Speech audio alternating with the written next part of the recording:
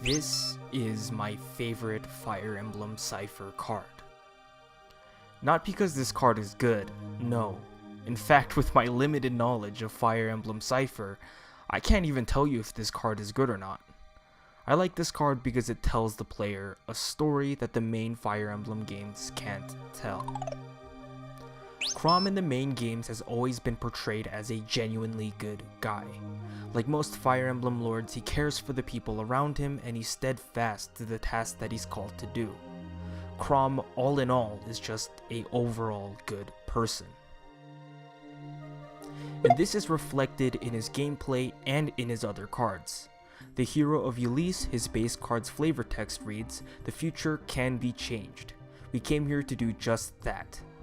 And the card that shows what happened after Chrom became the Exalt in his Exalt of Hope card also reads, "All that is good and brave in me and what I have done is because of you. We have come to the inviting shores of a bright future. Together." All the cards that Chrom is shown in display hope, peace, and a fighting spirit. So when I look at this Chrom and the flavor text reads, "Fate can never be resisted." It tells a story where the shepherds have lost and Chrom is reborn again as the undead king of despair, giving the viewers of this card like myself a rather eerie feeling, as this goes against everything that Chrom stands for as a character. To help with the dissettling feeling is the use of composition and colors. Setsu, the artist of this card, intentionally uses a uneven background. The land in the background are all tilted yet never connected.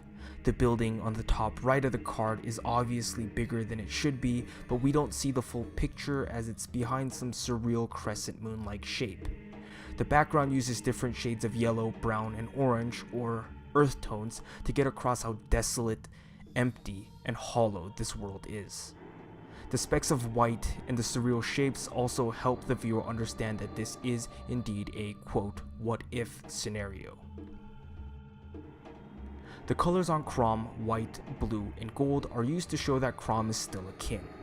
These colors are often used in conjunction to show off regal beings, and it's fitting as he has the royal blood running through his veins, but the colors are heavily desaturated, with the exception of the brand on the shoulder. While white is normally used in media to portray purity, in this piece it is the exact opposite, once again evoking uneasiness for the viewers looking at this piece as it defies the norms of what we've come to expect. The symbol of Grima, the three eyes, can also kind of be seen on Chrom's sword.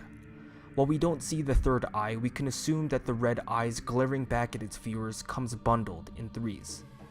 The sword also seems to have layers, like it's covered up, and the bottom layer does kind of look like the falchion. If it is indeed the falchion, it's covered up, signifying that this is the world in which Grima won, and the falchion, the weapon that can slay Grima, has no place in this world. There are also tiny details that help push this art piece even further. The brand on Chrom's shoulder is glowing, maybe signifying that there is indeed a chance that Chrom's humanity is still somewhere inside of him. The hilt on the sword looks like it's made of bones, a spine of sorts. A spine in certain cultures signifies a human being's center, the center of gravity, and this piece could be showing that he's clutching at what still makes him human. Or I could be looking at this a little too deeply. The artist, of course, could have thought that a spine is just a neat thing.